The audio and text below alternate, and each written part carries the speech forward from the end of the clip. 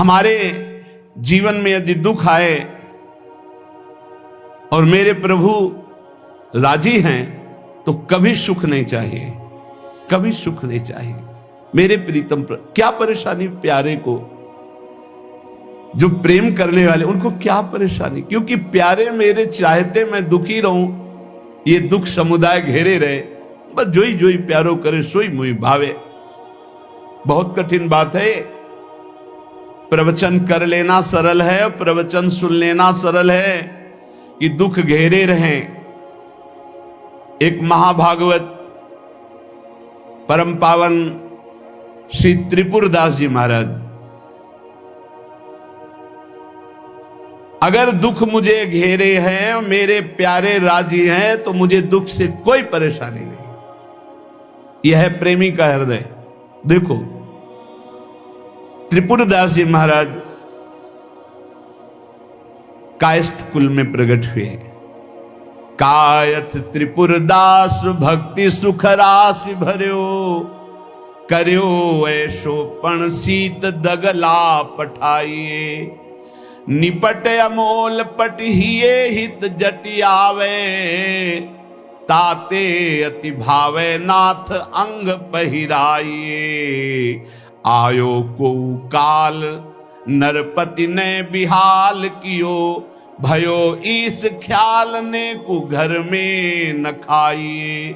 वही ऋतु आई सुधी आई आंख पानी भरी, आई एक द्वाति दीठी आई बेची लाइए। श्री त्रिपुरदास जी कायस्थ कुल में प्रकट हुए थे। बड़ा हिम्मत बनाने वाला यह चरित्र है। ब्रजमंडल में शेरगढ़ है, वहां इनका जन्म हुआ था, वहां के निवासी थे। और आपके पिता राजमंत्री थे। बचपन से ही भगवत भक्ति के संस्कार थे। जिनमें कुछ दिव्य प्रकाश होता है वो बचपन से भगवत भक्ति का। जिनको ये लगता है कि जवानी में विषय भोग ले और बुढ़ापे में भजन करेंगे तो भूल जाए। बुढ़ापे में मन को प्रभु में नहीं लगाया जा सकता। यदि आपने जवानी में भजन का अभ्यास नहीं किया तो बुढ़ापे में नहीं होगा। बुढ़ापे में प्रपंच ही होगा, पक्का विश्वास मान लीजिए। और जितने भी दिव्य महापुरुष हुए हैं, जिनके जीवन प्रकाशित हुए हैं भक्ति अध्यात्म की ऊंचाई में, वो बचपन से श्री भगवान में लगे। त्रिपुरदास जी के घर में राजमंत्री पिता थे, पर बहुत ही सुंदर भक्ति के संस्कार थे। एक बार आप पिता के साथ आगरा से किसी कार्य के लिए गिरिराज जी आए, तो यहां ठाकुर श्री श्रीनाथ जी का दर्शन किया। यही विराजमान थे अन्योर में, जहां जतीपुरा इधर ठाकुर जी यहीं प्रकट हुए हैं। श्रीनाथ जी अपने ब्रज के हैं, गिरिराज जी के। ऐसा सुंदर रूप श्रीनाथ जी का कि नवीन किशोर अवस्था लुभायमान हो गए। बहुत हट किया, अब मैं नहीं जाऊंगा, इन्हीं के दर्शन करूंगा, इन्हीं के पास रहूंगा। पिता राजमंत्री थे, वहां किसी परिचित से कहा, बालक है, हट करता है त्रिपुरदास, इसको हम छोड़ देते हैं 2-4-10 दिन यहां। देखो भगवान का विधान, यहां श्रीनाथ जी के दर्शन करेगा, फिर हम आदमी भेज देंगे, बुला लेंगे।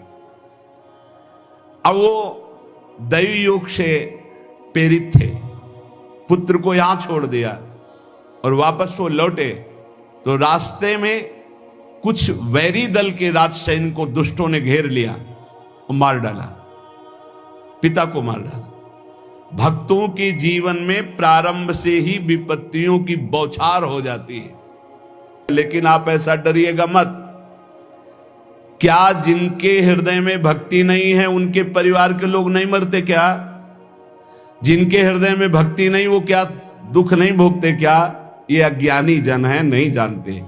शरीर रचना के समय शुभ अशुभ कर्मों के अनुसार दुख सुख पहले से रच गया है। भक्ति तो हम आज कर रहे हैं, ये नई खेती है, ये भक्ति का फल नहीं, वो दुख सुख पुराने हमारे कर्मों का फल है। जब आपने सुना, सूचना आई कि तुम्हारे पिता को बैरी दल ने मार डाला है, तो श्रीनाथ जी की तरफ देखा और कहा, आप तो हमारे पिता भी हो, मित्र भी हो, जीवन धन हो। हृदय में बड़ा आनंद हुआ कि चलो नाम मात्र का पिता अंतर्ध्यान हो गया, लेकिन मेरा जो अनंत जन्मों का पिता है उससे संबंध हो गया। अब तो मेरे श्रीनाथ जी के सिवा कोई नहीं है। एकदम निश्चिंत हो गए। रोज प्रभु के सामने भाव विभोर होकर रोया करते, नौ किशोर अवस्था, कि प्रभु अब आपके सिवा हमारा कोई नहीं है। एक दिन वल्लभाचार्य भगवान आचार्य चरण, जिनके दुलारे लाडले श्रीनाथ जी हैं, उस सेवा में आए तो देखा है बालक बहुत एक दृष्टि से देखता है, रोता है। लाओ इस बालक को सामने लाया। ये है भगवत कृपा। जब भगवत कृपा होती है तब गुरु मिलते हैं, जब गुरु कृपा होती तब भगवान मिलते हैं। जब भगवान की कृपा होती तब गुरुदेव मिलते हैं, संत मिलते हैं। जब द्रवहि दीन दयालु राघो तो साधु संगति पाइए। और जब संत द्रवित होते हैं तब भगवान का साक्षात्कार होता है। बुलाया और परिचय पूछा, कौन है ये? तो कहा अमुक राजमंत्री का पुत्र है, इनके पिता यात्रा में मारे गए हैं और ये बहुत आसक्त चित्त होकर श्रीनाथ जी को देखते, श्रीनाथ जी से रोते हैं। त्रिपुरदास जी ने साष्टांग दंडवत किया वल्लभाचार्य जी को और कहा, प्रभु मैं मात्र पितृहीन, न मेरे माता है न पिता है, मैं अनाथ बालक हूं। बस मेरे नाथ तो श्रीनाथ जी ही हैं और आपके श्री चरणों का आश्रय दे दिया। प्रभु मुझ अनाथ दीनहीन को आप स्वीकार कर लीजिए। बहुत प्रसन्न हुए। इतना छोटी अवस्था में ऐसे शुद्ध शब्द, ऐसे भागवतिक चेष्टाएं। चलो आज अभी इसी क्षण मैं इसको दीक्षा देता हूं। आचार्य श्री वल्लभाचार्य जी विधि पूर्वक दीक्षा देकर ब्रह्म संबंध कराया। कुछ दिन तक पास रखा और कहा वापस जाओ घर। श्रीनाथ जी की सेवा की भावना रखो, निरंतर चिंतन करो, ध्यान में श्रीनाथ जी का स्मरण रखो, भक्ति में जीवन व्यतीत करो। हमारा सदैव कृपा प्रसाद तुम्हारे साथ है। गुरु आज्ञा तत्काल श्रीनाथ जी से उनके जो परिचय के थे ले गए। यवन राजा था, उनके राजमंत्री थे पिता। तो जब नौ किशोर अवस्था से थोड़ा बड़े हुए तो इनके पिता का पद इनको दिया, राजमंत्री बना लिया। अब ये राजमंत्री में जितना वैभव मिलता, तो इन्होंने एक बात सत्य समझी कि धन की सच्ची योग्यता क्या है? बोले संतों के मुख में चला जाए, संतों की सेवा में चला जाए, भगवंत सेवा में लग जाए, सो धन धन्य प्रथम गति जाकी। धन की सार्थकता है। ये भागवतिक सरकारी बैंक है। जैसे भारतीय सरकारी बैंक में जमा करो, जब चाहो ले लो ब्याज सहित, ऐसे भागवतिक सरकारी बैंक है। गौ संत जन, ब्रह्म ऋषि जन, भगवान किसी विग्रह की अर्चा पूजा और किसी ऐसे असहाय की, जो बीमार है, जो अपवित्र है, असमर्थ है, उसकी सहायता भगवत भाव से कर देना, उसमें जो धन खर्च होना, ये सब भागवतिक बैंक में जमा होता है। आपको मिलेगा, ब्याज सहित मिलेगा। हमारे प्रभु की बैंक में परसेंट बहुत ज्यादा मिलते हैं। 1 रुपया का लाख गुना ब्याज मिलेगा। देखे ये जो आप देखते हैं कि अमुक पद पर बैठ गया, अमुक राजा बन गया, अमुक बन गया, ये पूर्व जन्म का है। पूर्व जन्म का आप देखते हैं छा गया, ये पूर्व जन्म का सुकृत है। वैभव ऐश्वर्य चरण चूम रहे, वाह वाही हो रही, ये सब पूर्व का पुण्य है, 1 का लाख गुना। पर इस बैंक में विश्वास नहीं होता, किसी किसी को विश्वास होता है।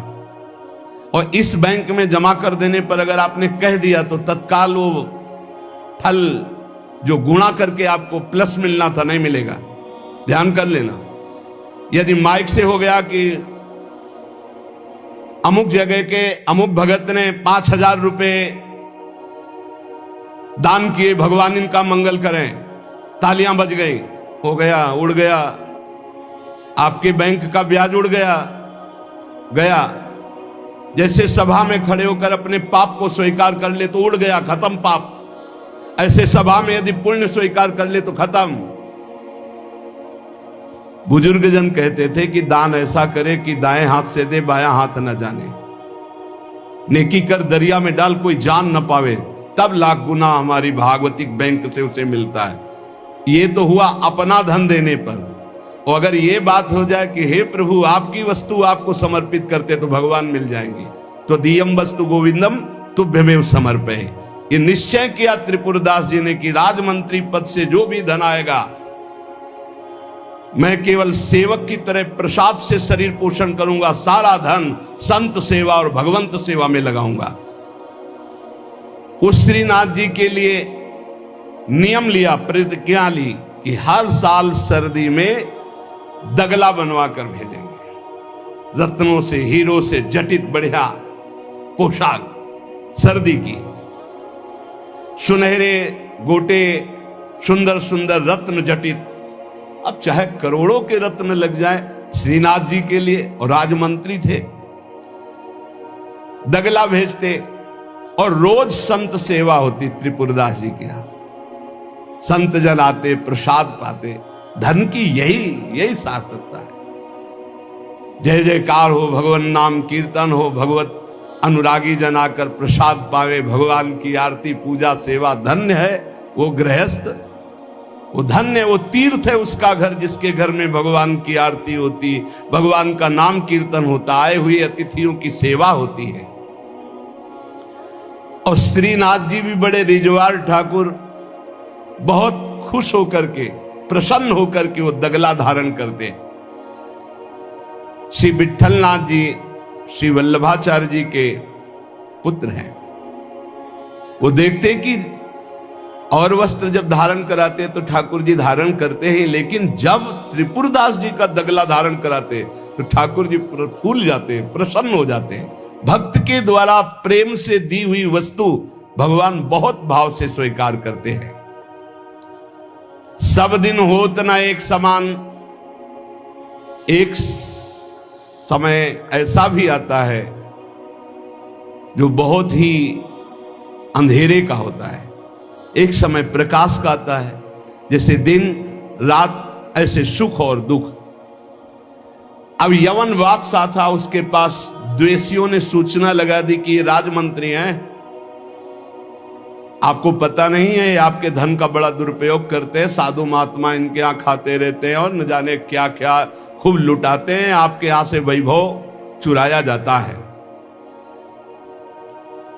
और वो राजा यवन, उसकी बुद्धि बदल गई, उसने तत्काल आदेश किया सर्वस्व अपहरण कर लिया जाए, त्रिपुरदास जी का सर्वस्व संपत्ति जब्त कर ली जाए।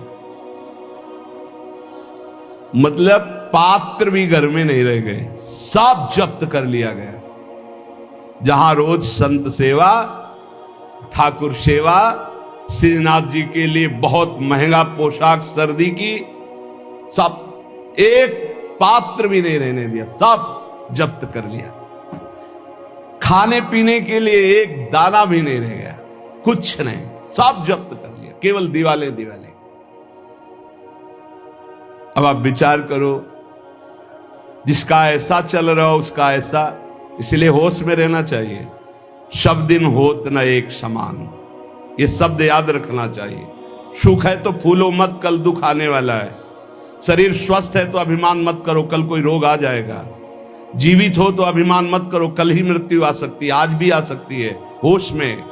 खूब धन संपत्ति है, कल ऐसा हो सकता है टुकड़े टुकड़े के लिए मोहताज हो सकते हो। पक्का पक्का। आज दुखों घेरे हैं तो आप निराश मत होइए, कल आप बहुत बड़े आदमी बन सकते हैं। उत्साह संपन्न रहिए। आज बहुत बड़े आदमी है, धन है, संपत्ति है, वैभव है, नौकर चाकर है, बहुत फूलिए मत। हो सकता है ऐसा समय आ जाए कि तुम्हें किसी के यहाँ नौकरी करनी पड़े अपने पेट भरने के लिए। समय बहुत विचित्र है, पलटने में देर नहीं लगती, पलटने में देर नहीं लगती।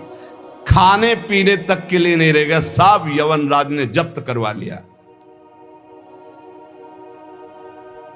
अब जैसे तैसे बहुत गरीबी से कष्ट से जीवन यापन होने लगा। अब आए सर्दी की ऋतु। सर्दी की ऋतु में श्रीनाथ जी को दगला भेजते थे, खूब सुंदर सजा करके। यहां सजाने की क्या बात, खाने की भी कोई वस्तु नहीं रह गई थी। ठाकुर जी की सेवा की प्रतिज्ञा की थी कि जब तक जीवन है आपके लिए पोशाक भेजूंगा। अब सर्दी में कैसे पोशाक भेजे, खाने के लिए भी नहीं। बहुत जोर जोर से रोना आया कि हम हर कष्ट सह सकते थे, लेकिन आपकी सेवा, ये जो सर्दी की पोशाक भेजने की थी, अब कैसे होगी आपकी सेवा। और ये सेवा नहीं होगी तो मेरा जीना, क्योंकि मैंने नियम लिया था कि मैं अपने जीवन में जब तक जीऊंगा हर वर्ष आपको सर्दी के समय पोशाक भेजूंगा सर्दी की। आप ठाकुर जी से विनय करने लगे कि मैं सब कष्ट सह सकता हूं, आपकी सेवा छोड़कर नहीं। इतने में देखा, दृष्टि गई तो एक ऊपर दावात रखी थी। आपको जैसे कोई डूबते हुए को तिनके का सहारा मिल जाए, और वो दावत पीतल जैसी दिखाई दे रही थी। तो लग रहा था कुछ सिक्के की तो बिकी जाएगी। दावत ली, बाजार में बेचने के लिए गए कि अगर ये बिक जाएगी तो थोड़ा भी कपड़ा मिल जाएगा, तो नियम की तो पूर्ति हो जाएगी। अब त्रिपुरदास जी बाजार गए तो बेच के बाजार यो रुपया एक पायो, ताको ल्यायो मोटो थान मात्र रंग लाल गाइए, भीजो अनुराग पुनि नैन जलधार भीजो, भीजो दीन ताई धरि राख्यो और आइए, को प्रभु जन आए सहज दिखाई दई, भई मन दियो ले भंडारी पकड़ाइए, काहू दास दासी के ना काम को पे जाऊं लेके, बिनती हमारी जू गुसाई ना सुनाइए। त्रिपुरदास जी को दावत दिखाई दी जो पीतल की सी दिखाई दे रही थी। उठाई, बाजार ले गए तो उस समय उन्हें 100 पैसे मिले, 1 रुपया। 1 रुपया कपड़े की दुकान में गए, मोटी मार्किंग को। अब जहां इतना कीमती वस्त्र, सोने के गोटे, हीरे लगाकर सुंदर ऐसी पोशाक भेजते थे, वहां आज स्थिति की मार्किंग। कैसे ठाकुर जी को भेजे? लाल रंग से लगा, लाल रंग अनुराग का रंग। सफेद मार्किन लाके आंसू गिरते जा रहे हैं कि नाथ, ये मोटा मार्किन आपके तो दास दासियों के लायक था, आपको कैसे? पर कुछ नहीं है। अनुराग में भीने हुए नेत्रों से अश्रुधार बह रही है, हृदय में भारी दीनता है, और ऐसी ही वस्तु प्रभु को बहुत पसंद आती है। अहम से अगर दी जाएगी 5 किलो सोने का छत्र, तो 4 लाख योजन का सोने का पहाड़ है उनकी इस मृत्यु लोक में। 5 किलो क्या होता है? साहस नहीं हुआ, रंगा लाल रंग में, प्रेम रंग में रंग कर रख लिया, पर साहस नहीं हुआ कि मैं जाकर के श्रीनाथ जी को दूं। कैसे दूं? अब उनके मन में एक बहुत पीड़ा है। और देखो, भगवान अपने भक्त की बात को अंतर से जानते हैं। त्रिपुरदास जी के हृदय में दैन्य, और दैन्य भगवान को बहुत प्रिय है। यही दरबार दीन को आदर रीति सदा चली आई। भगवान को मूल्यवान वस्तुएं प्यारी नहीं, भगवान को जो प्यारी वस्तु है वो दैन्य है, दीनता। जेहि दीन प्यारे वेद पुकारे द्रवो सुश्री भगवाला। इतने में विधान बना, गोसाई जी के सेवक श्रीनाथ जी की सेवा के लिए जो भक्तजन थे उनके यहां विचरण किया करते थे, अचानक दृष्टि में पड़े त्रिपुरदास जी के। देखा ये तो श्रीनाथ जी के सेवक हैं जो गोसाई जी के पार्षद हैं, और ये तो सेवा सामग्री श्रीनाथ जी को पहुंचाते हैं। तो आपने प्रणाम किया, घर लिवा गए, कुछ खाने पीने के लिए व्यवस्था ही नहीं। कैसी कैसी, कहां राजमंत्री का सुख और कहां, बहुत संकोच में भरे हुए वो मार्किन निकाल के लाए जो लाल रंग से रंगी थी, और कहा हाथ जोड़ करके कि हर वर्ष प्रतिज्ञा थी कि श्रीनाथ जी को पोशाक भेजेंगे, पर भगवत कृपा से वैसा विधान बन गया है। यद्यपि ये श्री गोसाई जी के किसी दास दासी के पहनने योग्य भी नहीं है, फिर ये श्रीनाथ जी के श्री अंग के लिए तो क्या होगी। पर आप क्या इस भेंट को वहां तक पहुंचा देंगे? भंडारी को दे देना, पर गोसाई जी को कुछ मत बताना, न मेरी स्थिति बताना कि खाने को भी नहीं, और ना ये बताना कि ये मार्किन भेजा, कुछ मत कहना, उनको दुख पहुंचेगा। केवल भंडारी को दे देना, वो जो चाहे जैसे चाहे, यद्यपि वे श्रीनाथ जी के योग्य तो है ही नहीं। देखो, भगवान भावोत्सवेन भजताम रस कामधेनु है। बड़ा हृदय में सुख हो रहा है उस वस्त्र को लेकर, वो जो भगवत पार्षद है। आज तक उनको ऐसी भेंट, इतनी इतनी भेंट मिलती थी श्रीनाथ जी के पास ले जाने के लिए, लेकिन ऐसा सुख नहीं होता था जैसा त्रिपुरदास जी ने रो करके जब मार्किन दी लाल रंग से रंग के, उनको एक अपार सुख हो रहा है। और दियो ले भंडारी कर राखे धरी पटवा पे, निपट स्नेही नाथ बोले अकुलाए के, भय हैं जड़ाए को बेगी ही उपाय करो, विविध ओढ़ाए अंग बसन सुहाए के। आज्ञा पुनि दईयो अंगीठी बारी दई, फिर वही भई सुनी रहे अति ही लजाए के। सेवक बुलाए कही कौन की कबाए आई, सब की सुनाई एक बहीली बचाए के।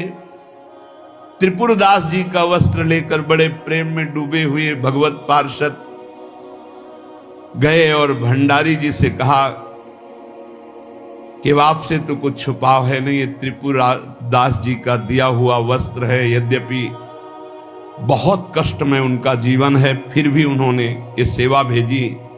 आप इस सेवा का आदर करना, अपमान मत करना कि कहीं फेंक दो, अरे मार्किन कहां ठाकुर जी के श्रीअंग पोशाक वाले। तो उन्होंने, भंडारी ने कहा कि इसका सही प्रयोग करेंगे। तो जो ठाकुर जी की पोशाक थी उसको बांधने के काम में ले लिया। उन नए वस्त्र जो मार्किन आई उसमें रखकर ठाकुर जी की पोशाक बांधकर और उसे अलमारी में रखने।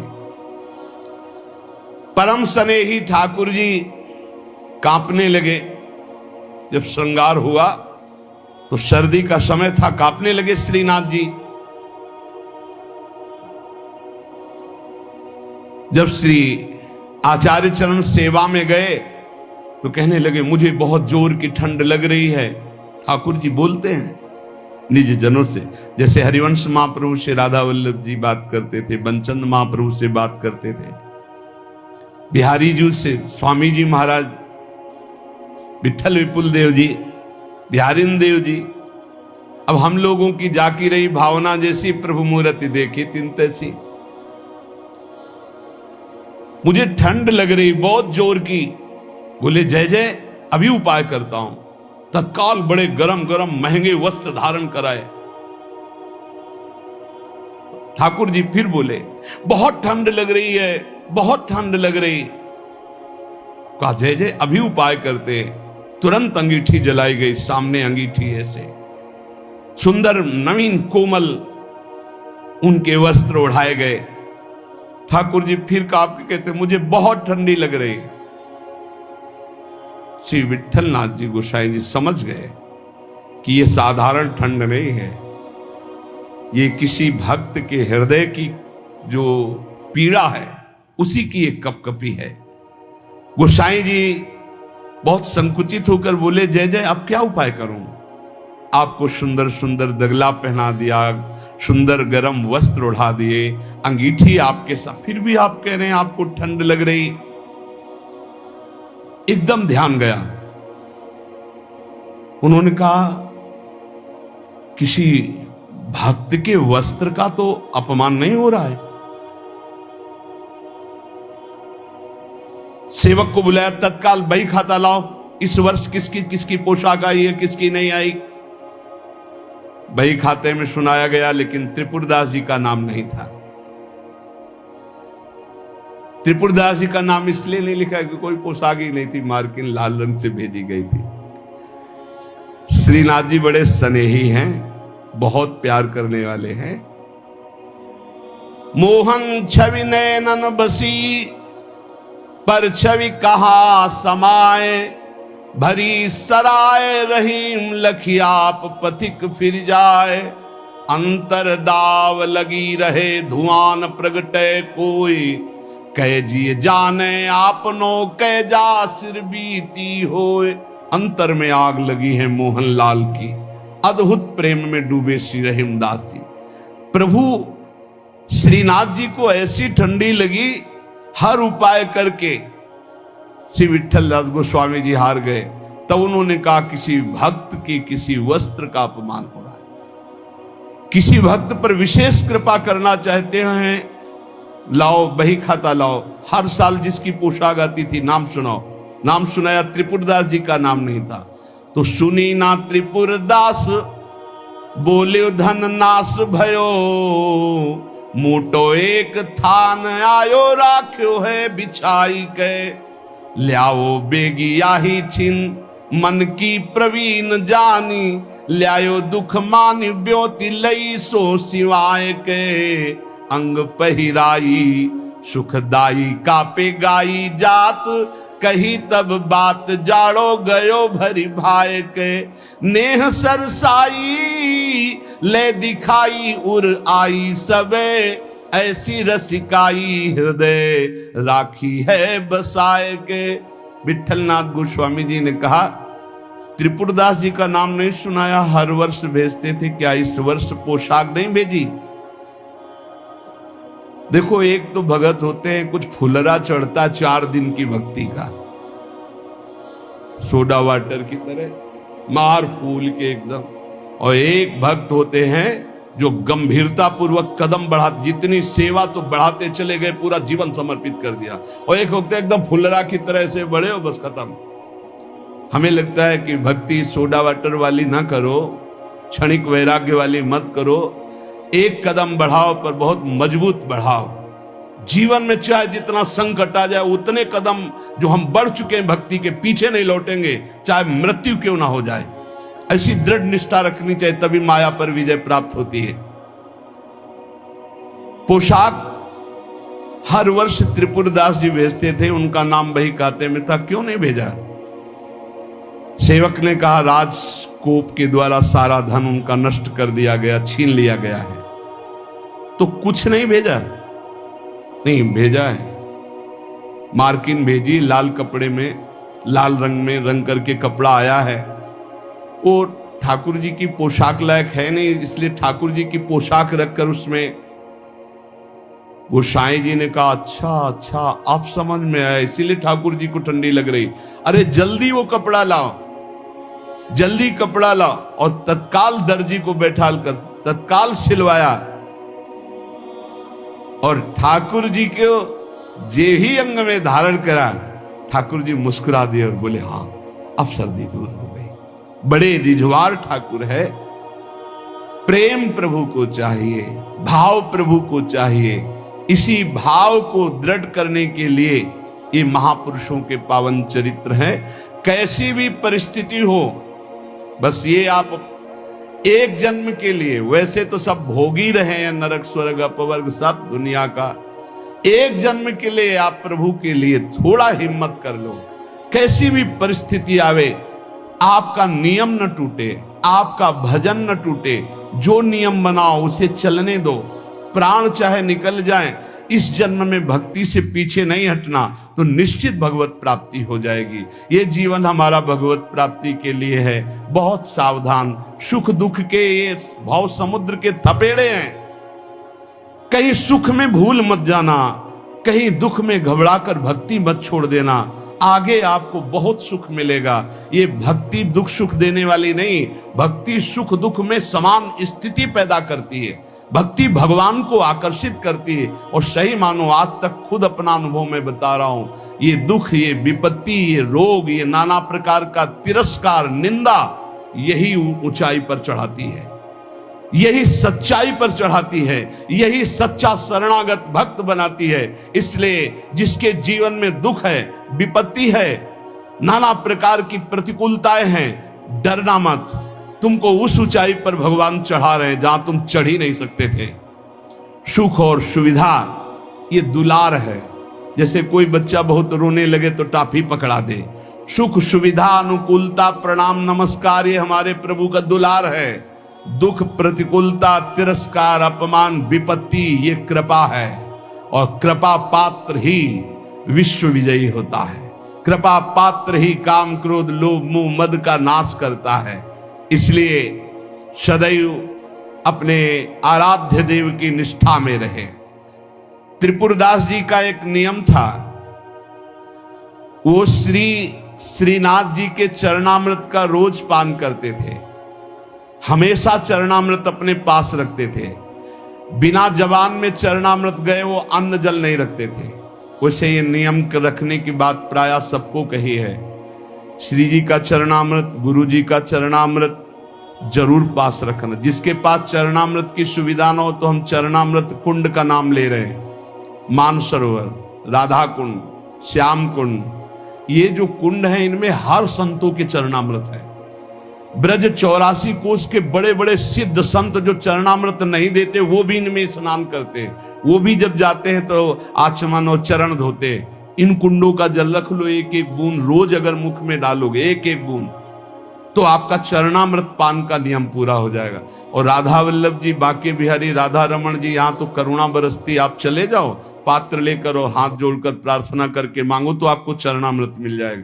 अगर इतना चरणामृत मिल जाए उसमें आप जल मिला ले तो आप वर्षों उसी को चलाते रहें, जल मिलाते रहें, चलाते रहें, वो चरणामृत ही होता है।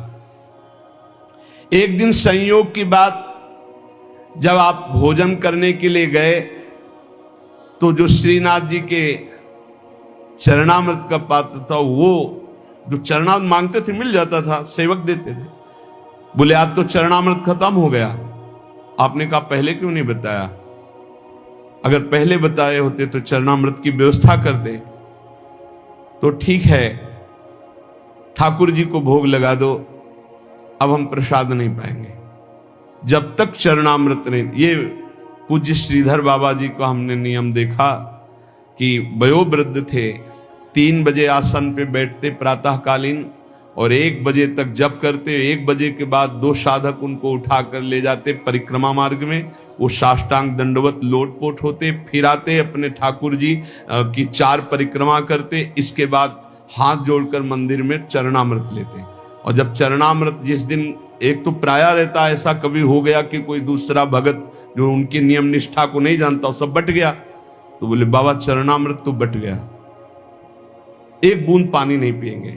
अब फिर 1 बजे वही प्रक्रिया करके चरणामृत मिलेगा, तब पानी पिएंगे, तब भोजन कर। ऐसी भक्तों में निष्ठा।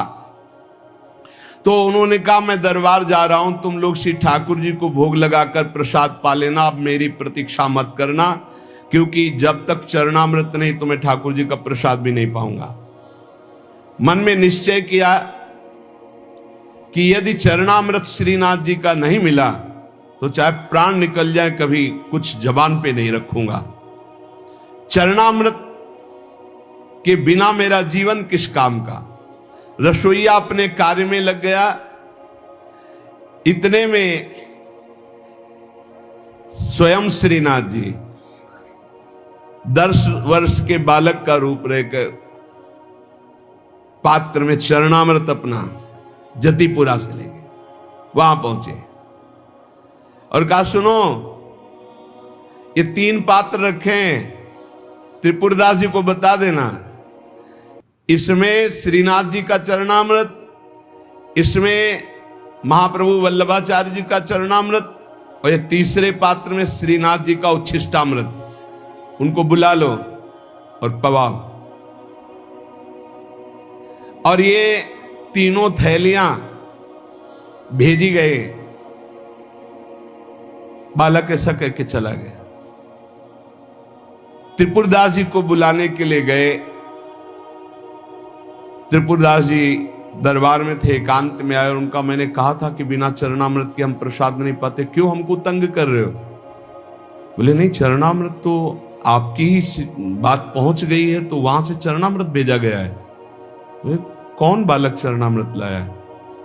बोले जय जय ने भेजा होगा। कितनी अवस्था था? 10-12 वर्ष की अवस्था। तो कहा अरे बालक नहीं था, साक्षात श्रीनाथ जी थे, साक्षात श्रीनाथ जी थे। जे ही अलौकिक चरणामृत का स्वाद, स्वयं श्रीनाथ जी ने अपना चरणामृत उतार, वल्लभाचार्य जी का चरणामृत और अपना उच्छिष्टामृत। जो साधक, जो भक्त निष्ठावान होते हैं तो ठाकुर जी उनकी निष्ठा की पूर्ति करते हैं। इसलिए अपने जीवन को भक्ति की निष्ठा में बांधिए। जो नियम लो, आजीवन प्राणपण उसका निर्वाह करो। ठाकुर सेवा का, संत सेवा का, चरणामृत का जो नियम लो, कुछ नियम जीवन में होने चाहिए, कुछ नियम होने चाहिए जो जीवन भर चलने चाहिए, चाहे बीमार हो चाहे जैसी स्थिति हो, वो नियमावली नहीं टूटना चाहिए।